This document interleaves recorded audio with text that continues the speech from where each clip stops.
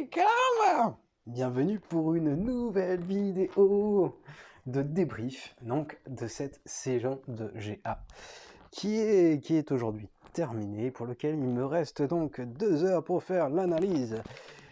Et donc cette vidéo va commencer par dire que ben voilà, je suis très content d'avoir atteint le top 282 qui est jusqu'à l'heure, donc ma meilleure perf en grande arène.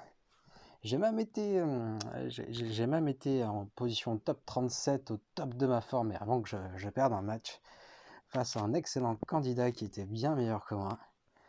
Donc, mais voilà, je suis très content, j'ai pris beaucoup de plaisir. Bon, j'ai eu du stress, du coup, filmer les GA, ça met un petit peu de pression, c'est pour ça que je filme pas tous mes matchs non plus.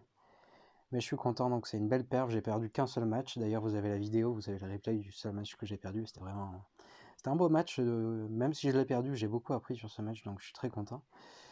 Au passage, mais je tiens à dire que top 282, j'ai réussi pour la première fois à faire plus de points que les youtubeurs que je suis. Alors celui qui a le mieux perfé, c'est le bon Xaires qui est juste derrière moi, il est pas très loin Xaires. Où es-tu passé Xaires? J'ai un doute, non tu n'es plus là. Il doit être juste derrière, il est pas très loin Xaires, mais donc Xaires, Clesso, Endelbil, Justian, Anal, Indigo, ils sont tous derrière moi, donc franchement ça fait plaisir quoi. De me dire, voilà, j'ai réussi. Alors, si je prends Xaires, Clesso, ils sont bien meilleurs que moi stratégiquement, mais j'ai eu plus de réussite, du coup je suis devant, donc ça fait plaisir. Au passage, je tiens à féliciter donc le bon Gash, c'est dommage, t'as perdu une place, donc Gash qui est sur mon serveur Flat, là, qui a fait une super saison. Bravo Gash, j'ai vécu la saison avec toi, c'était monstrueux, c'était vraiment top, et tu fais un classement qui est top. Et sinon, je le connais pas du tout, mais sait-on jamais si un jour, on se contacte, j'aimerais bien faire une vidéo, une petite interview avec lui.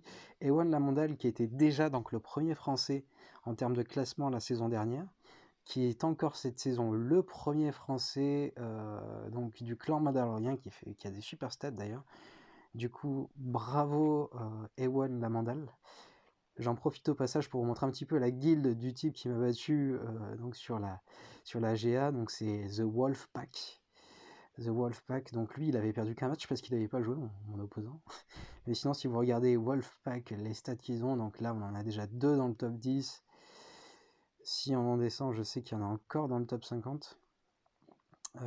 Où sont-ils? Là, on a encore un Wolfpack en 26e. On a encore des Wolfpack qui suivent un peu plus bas, là, 2 d'affilée. En rayon, ils ont un super clan, ils ont vraiment des super stats GA, là encore.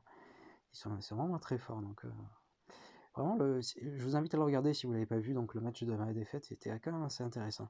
C'était un beau match, très fun à jouer. Du coup, voilà, ça c'était pour mes félicitations et pour les félicitations des joueurs que je côtoie.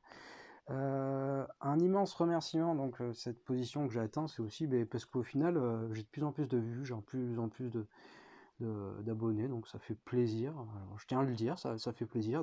Des gens comme Je suis un plot, je sais pas du tout qui tu es, mais tu mets des commentaires et ça fait toujours plaisir. Donc merci aux viewers.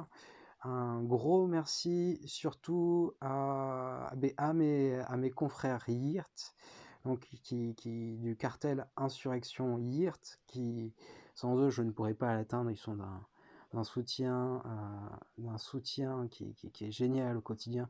Je vais pas citer tout le monde, je vais citer 3 personnes, donc commencer par le bon Jérém, le bon Nico, le bon Seb, donc qui m'aident beaucoup dans toutes les décisions, et tous les autres, vous êtes géniaux. D'ailleurs, bravo les Yeert, on a au total donc 9 calibers cette saison, ça fait plaisir, ça fait vraiment plaisir. Bravo à tous. Et l'avantage d'avoir une guilde, alors ma guilde c'est vraiment pas la plus puissante, 209 de puissance, mais mais grâce à eux, par exemple, sur une GDT, je peux me concentrer juste sur l'attaque. Et donc voilà, je garde tout mon stuff en attaque et je peux faire des essais, je peux m'amuser sur chaque GDT, les GDT restent un plaisir. La stratégie est assurée par le bon général Mirkrag, qui est trop fort, trop puissant. Donc vraiment, sans mes très chers yirts, je ne pourrais pas arriver à tout ça. Je salue au passage tout le cartel insurrection YIRK, et donc la 3e guilde sur 4 du cartel insurrection. Donc je vous salue. Qui j'avais dit prévu de saluer aussi? Ouais, 2 personnes que je vous tenais à saluer. Donc forcément Pépito, avec qui je fais des vidéos, que je vous invite à découvrir sa chaîne Pépito Live, et Pépite Calorum de la communauté Galaxy d'Orient, avec qui on échange beaucoup et qui m'est d'un profond soutien. Donc maintenant on va passer sur de l'analyse pure et dure. Je vais en terminer avec le blabla. Donc je vais vous parler donc clairement de mes points positifs, ce qui a fait mon succès, de mes points négatifs sur la saison. Donc mes points positifs, bah, forcément, ça a été mes mods. Enfin, je pense que j'utilise 150 cristaux par jour dans les mods, et au bout d'un moment, ça paye quand vous voyez que j'ai quand même pas mal de ressources. Par exemple, 344 ici. Là, c'est classé par vitesse. J'ai des mods de fou un petit peu de partout. Donc, par exemple, un BB8 qui n'est pas forcément très bien reliqué, mais qui arrive à 304 sans forcer. Enfin, je peux vraiment me permettre d'avoir des bons modes de partout, d'être compétitif sur plein d'équipes. Donc investir dans les modes. D'ailleurs, on vient de faire une vidéo avec Pépito. C'est vraiment quelque chose sur lequel je vous conseille d'investir. Cette saison, j'ai eu aucun opposant qui a eu d'aussi bons modes que moi, ou même à 20% près d'aussi bons modes. C'est vraiment un gros avantage. Deuxième chose donc qui a été important, ça a été qu'au final j'ai une stratégie. Tiens, d'ailleurs, si vous les avez pas vus, les modes de mon Elden Ring, j'ai fait pour m'amuser, parce que ce personnage me plaît et qui me fait plaisir, et voilà. Je suis monté à 313. Donc c'est juste génial, c'est juste l'éclat. Il y a pas mal d'adversaires qui se sont fait avoir par la vitesse de ce Newt qui devient une véritable plaie. Mais donc deuxième atout que j'ai eu sur la saison, je pense, donc c'est que j'ai fait le choix de ne pas forcément augmenter mes niveaux de reliques pour conserver un niveau de top 80 assez faible. C'est-à-dire que si vous tombez contre un adversaire j'ai généralement beaucoup plus de G13 que de mes adversaires. J'ai en général, cette saison, ça a été plutôt en moyenne de l'ordre du 20% de G13 en plus que mes adversaires. Eux avaient plus de reliques, mais pour moi, il vaut mieux avoir de bonnes vitesses qu'un haut niveau de reliques. Hormis sur certains personnages qui sont forts comme Grievous, Kenobi, Chevalier Jedi Anakin ou General Skywalker, mais pour le reste, il n'y a pas vraiment besoin d'être R7, c'est souvent la vitesse qui fait le nécessaire. Donc pour moi, ça a été un de mes points forts, donc d'avoir un maximum de G13 et d'avoir des niveaux de reliques qui sont généralement plus bas que ceux de mes adversaires. Et donc qui diminue mon top 80, ça me permet d'avoir plus de Zeta aussi, plus de Zeta, plus de G13. Voilà, donc un de mes points forts, ça a été aussi d'étudier énormément les gags history de mes opposants. Avant de me lancer dans un match, j'ai toujours regardé le gag history, histoire de connaître un petit peu le comportement dans plus de 50% des cas. Donc vous pouvez vraiment regarder les comportements qu'il a. Donc soit tout garder pour l'attaque, soit tout placer en défense. Et le but, ce sera toujours de raser votre adversaire, mais avec une moyenne judicieuse. Ne pas trop garder, pour moi, ça n'a pas été trop garder en attaque, pas trop en défense. C'est de pouvoir raser mon ennemi et suffisamment l'embêter en défense. Si je vois qu'il met rien en défense, je vais de mon côté aussi mettre énormément de défense, à contrario, pour être sûr qu'il perde des points sur mes défenses. Par exemple, s'il met jamais son casse en défense, je mettrai le mien. C'est un combat sur lequel il est sûr de perdre des points.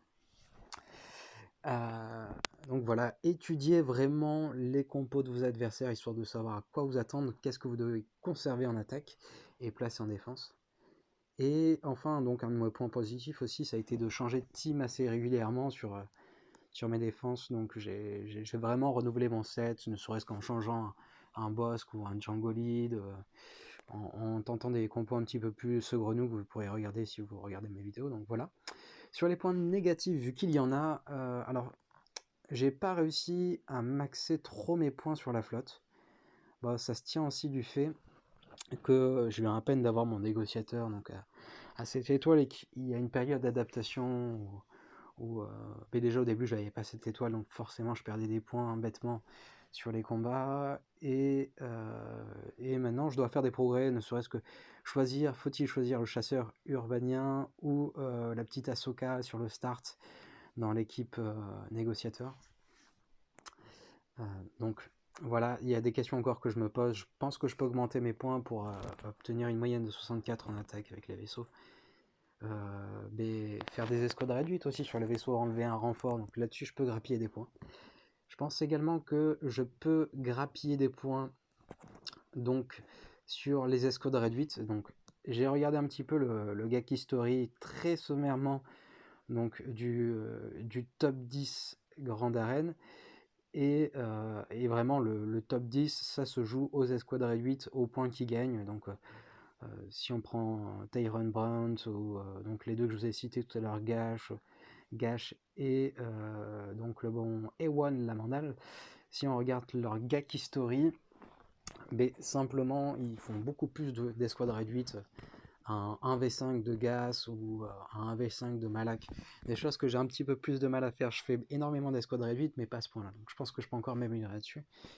Et enfin un de mes points négatifs c'est que pour l'instant dans mes escouades je n'ai pas d'escouade qui peut non c'est là qui peut vraiment contrer Gas de manière sûre. Je suis quasiment tout le temps obligé de garder mon Gas en attaque au cas où il le place en défense, étant donné que mon escouade la plus plausible pour contrer Gas c'est Padmé. Je l'ai réussi une fois, mais c'est quand même un match assez RNG sur lequel vous pouvez perdre. Donc il faut vraiment que je bosse sur une team qui puisse contrer Gas. Voilà, vous voyez quelques exemples de teams qui peuvent contrer Gas, mais pour moi j'ai vraiment envie d'avoir une des trois premières. Donc les trois premières pour moi sont les meilleures, sachant que la première n'est possible que si votre âne a une certaine vitesse. Donc voilà, je vais vraiment bosser sur la troisième, je pense déjà. Augmenter mon niveau de relique sur Anne et Shoei principalement pour avoir du R7 sur les deux. Bien que ce soit contre ma politique d'augmenter les reliques, mais là en l'occurrence avoir un Gas. Le truc c'est que quand vous attaquez un Gas, avec un Gas vous êtes sûr de perdre minimum un personnage et vous aurez aucun personnage full protection, donc vous allez avoir des scores assez dégueux de 52 points, 53 points, ce qui est vraiment pas terrible. Donc il y a moyen de gratter quelques petits points là-dessus. Donc voilà, maintenant on va passer donc à des trucs astuces, mais vous en voyez un, donc comment contrer Gas, quelques équipes qui existent, bien que les plus sûres soient selon moi, d'après mes études, donc les trois premières. Ou ouais, non, les équipes avec DR, mais j'aime pas trop étant donné que ça bouffe à la fois DR et Anne, ou DR et Watt. Voilà, vous savez tout sur les trucs et astuces de la saison. Un truc vraiment qui m'a éclaté. Donc je viens de débloquer Watt Tambor, j'ai appris à l'utiliser et vraiment je me suis éclaté avec Watt. C'est vraiment un personnage qui est juste génial, vraiment génial. Donc avec ce premier trio, vous pouvez vaincre énormément de teams. Avec le deuxième que je vous montre à l'image, donc avec Baris, vous pouvez vaincre des équipes Sœurs de la Nuit. Avec la troisième compo, vous pouvez vaincre des équipes Géo. D'ailleurs, j'ai up le Chewbacca Vendor juste après l'inscription à la GA. Donc j'ai vu son pouvoir qui permet de faire revivre donc le bon Han et qui accorde des bonus de protection et qui donne un malus de défense à l'équipe adverse de 25%, ce qui est plutôt génial. Donc vraiment cette équipe peut en vaincre énormément, que ce soit Premier Ordre, Sœurs de la Nuit, Géonosiens. À mon avis, ça m'étonnerait pas que ça puisse vaincre une petite raie. Enfin, ça doit pouvoir vaincre énormément d'équipes standards. Vraiment génial à jouer. L'éclate. Donc là, avec le PO, c'est une équipe courante pour réussir à contrer les Sœurs de la Nuit. Mais il faudrait vraiment que je passe niveau 13, donc mon exécuteur. Donc cette compo plutôt défensive, Watt Tambor avec Grievous qui fait des carnages. Donc on l'a vu juste avant, donc l'équipe avec Watt Tambor, Luke, pour contrer le bon Gas. Mais il vaut mieux l'avoir plus haut level. Le mien est vraiment trop bas pour le tenter. Donc voilà pour ce truc astuce. Watt, c'est génial, c'est fun. Vraiment, on s'amuse. Donc voilà un de mes points à progresser, truc astuce, je vous l'ai dit. Donc ça, c'est vraiment une des équipes sur lesquelles, deux des équipes sur lesquelles j'ai bossé pour pouvoir contrer Gas et poser systématiquement mon Gas en défense. Alors cette équipe dans les trucs astuces, ça a été génial. Donc cette équipe permet de contrer Gravius, hormis s'il y a BB8 dans l'équipe. Dans ce cas-là, ce serait beaucoup plus coton. Mais une équipe Gravius standard ou avec Watt Tambor, vous êtes assuré de faire 57 points. Ça marche super bien, c'est vraiment génial et c'est fun à utiliser, ça me change un petit peu des habitudes. C'est sûr que ça demande de sacrifier sa Bastilla de l'équipe DR, mais honnêtement, si ça peut vaincre un GG, c'est juste génial. Dans mes trucs astuces de la saison, il y a aussi le PO. Au début de la saison, j'ai remodé mon Kylo pour arriver à 278 de vitesse avec son lead. Du coup, on arrive à 308 de vitesse. Et donc, ça m'a permis, si votre Kylo est plus rapide qu'un Bossk, ben, vous contrez une équipe Bossk. Ou, si votre Kylo est plus rapide que la plupart des Toons, ça permet vraiment d'avoir le contrôle sur un match. Et donc, avec cette équipe, j'ai pu en gagner plein. Même des Jungle Lead au final. Parce que même sous Jungle Lead, c'est pas sûr qu'un Bossk atteigne les 308 de vitesse. Et pourtant j'ai pas trop forcé sur son modage. Enfin, si je regarde les modes, qu'est-ce que j'ai? Ouais, plus 18, plus 14. Il y a plus 14, donc deux modes qui sont vraiment pas terribles. Plus 14, ça aussi c'est pas terrible, forcément 32. Là j'ai quoi? Un plus 19 quand même pour terminer le tout, mais donc c'est pas des modes de l'espace. Et donc le Kylo Ren vous permettra vraiment d'avoir le contrôle. J'ai aussi fait le choix donc de retirer, si je prends le premier ordre, de retirer donc le Stormtrooper du premier ordre pour ajouter le général Hux, qui est vraiment sympa, qui va permettre de booster l'exécuteur. Par exemple, ça a aussi permis l'exécuteur qui permet de tuer assez simplement des Amphis, enfin du moins sur la durée aussi, donc pas mal. Vraiment sympa, génial. Donc les équipes qui m'ont plu aussi, au final j'ai un petit peu retrouvé mes soldats de l'Empire, donc très difficile de les utiliser contre des sœurs de la nuit qui sont généralement trop hautes et le combat est trop RNG. Mais si votre colonel Stark est plus rapide, pareil qu'un Bossk, vous pouvez triompher d'une équipe, chasseur de primes de même niveau. Sachant que vraiment, donc Stark aura un bonus de plus 20 avec le bonus de lead de Verse. Là, il est à 291 de base. Et j'ai pas un gros setup de mode. Là, j'ai quoi? Donc plus 14 en haut, plus 13 ici, plus 13 ici. Bon, un petit 19 des familles qui fait plaisir. Petit plus 12 et donc un plus 30. J'ai pas des modes de l'espace, mais donc cette équipe qui peut contrer des sœurs de l'ennemi pas trop fortes, qui peut contrer des Bossk. Donc ça c'est vraiment mon équipe bonus quoi, que j'ai de côté et qui peut servir au cas où. Donc voilà. J'étais content qu'il puisse détruire du Bossk ou du Jungle Lead. Ça m'a fait plaisir. Les petits Ewoks, j'ai fail un match contre la même team que j'utilise, à savoir donc Gravius plus BB8. Et donc pour achever Gravius plus B2, j'ai été stupéfait de la réussite de mes Ewoks. D'ailleurs pour cette compo, il vaut mieux avoir éclaireur Ewoks que Wicket, étant donné que l'éclaireur Ewoks fera des... Mince, je l'ai perdu. L'éclaireur Ewoks fera donc des réductions de jauge de tour avec son basique, et donc ça permet vraiment de contrer GG en cas de fail. Et là je vous parle d'un GG qui était R7 avec un B2 qui était R5. Donc j'ai pu rattraper ma bouse avec ça. Ce qui me permet de gagner ma dernière finale donc, sur le dernier match. Donc dernier conseil, truc et astuce du jour pour cette vidéo de débrief.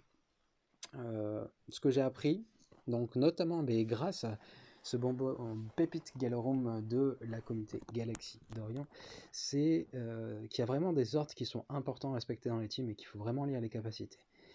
Là déjà tout le monde le sait, il faut mettre 5 en dernier pour que sa régène soit active sur l'intégralité des personnages. Mais par exemple dans une team Padmé, il faut mettre Ahsoka, étant donné que Ahsoka en deuxième. Pourquoi? Parce que lors des invoques de masse de Padmé ou de Général Kenobi, les invoques de masse se feront dans l'ordre de placement. Et donc Ahsoka avec son basique Ah putain. Oh mince, excusez-moi ce gros mot. Donc la petite Ahsoka avec son basique va dispel et donc après vous pourrez mettre un malus de défense avec ses 3 PO, attaquer avec les deux derniers et donc voilà, il faut que la petite Ahsoka puisse debuff pour que les autres puissent mettre leur malus. Très important. Au même titre que dans une équipe, avec Ventress, il vaut mieux que le zombie soit en deuxième position pour que lors de l'invoque de la mémère Talzin, le malus de ténacité soit appliqué en premier et par la suite, donc, il y ait plus de chances de stun avec la mère Daka ou une réduction de jauge de tour plus malus de vitesse avec esprit. Avec donc nos amis du Géonosien, c'est encore plus important, donc il faut qu'il y ait le dispel qui soit réalisé par Sunfac, puis le malus de ténacité avec espion, pour enfin espérer l'empêchement des capacités provoquées par le basique de Poggle. Au même titre, on a un malus de ténacité, un debuff qui est appliqué par Palpo. Donc cette opération, vous pouvez le répéter un petit peu toutes les teams, je vous conseille vraiment de réorganiser vos teams, lisez les capacités, et bien souvent, donc il y a des turns à respecter qui feront que votre équipe sera meilleure si vous respectez ces turns, quoi. Le debuff avant le malus, pour éviter qu'il y ait un bonus de ténacité, ou le malus de ténacité avant le malus, pour avoir plus de chances de l'appliquer. Voilà tout. Donc, maintenant un petit dernier mot sur l'avenir des GA. Surtout étant donné que sont arrivés donc les suprêmes leaders Kylo Ren et donc la petite mémère Rey. Alors, donc c'est des personnages qui font peur. La première chose qu'on est censé penser, c'est que en voyant un personnage à 328 de vitesse de base, ouais, il va pas y avoir de contre possible. Ça va être impossible. Enfin, les premiers trailers qui sont disponibles prouvent que c'est très chaud de réussir à contrer ces équipes, et une fois qu'elles seront maxées, je ne sais pas si ce sera possible. Donc, faut-il en avoir peur? Moi, je pars du principe déjà que j'ai envie de rester fun. Et donc, je vais continuer à faire les hubs que j'ai envie. Mon hub principal du moment, c'est le Wampa, parce qu'il m'a éclaté. Il m'a éclaté avec Watt Tambor, donc qui va lui filer des bonus de jauge de tour et qui va faire en sorte que chacune de ses victimes ne puisse être animée. C'était vraiment génial. Donc je vais continuer dans le fun et monter des trucs que j'ai envie de monter. Commencer par Wampa, Espion Géonosien ou Exécuteur du Premier Ordre, qui sont vraiment des personnages qui me plaisent et que j'ai envie de jouer. Donc garder à l'esprit le fun. Et est-ce que j'ai peur des Kylo et des Rey? J'ai envie de dire non. Étant donné que pour réussir à avoir ces personnages, les gens qui feront le choix de partir dessus, donc devront vraiment avoir des niveaux de reliques qui seront vraiment impressionnants et qui vont vraiment augmenter leur top 80 toons. Le niveau de puissance de leur top 80 toons ne sera sûrement plus comparable au mien. Et en plus de ça, les personnages en eux-mêmes donc demandent 6 états. 6 états, c'est énorme. Donc c'est quasiment impossible qu'une personne comme moi, qui est pourtant presque 5,5 millions de PG, tombe face à quelqu'un qui est ces personnages. Ou si jamais il a un de ces personnages, il n'aura que ça. Il n'aura pas d'équipe à côté. Donc, ce que je vais faire, déjà je vais wait and see, je vais attendre de voir lequel des deux me paraît le meilleur. Est-ce que ce sera Kylo? Est-ce que ce sera Rey? J'attends vraiment de voir donc des vidéos qui vont sortir là-dessus, d'analyser qui je préfère en termes de gameplay, qui a l'air plus puissant. Et une fois que j'aurai vraiment cet élément, je pourrai commencer à faire du hard farm, soit au niveau de mes PO,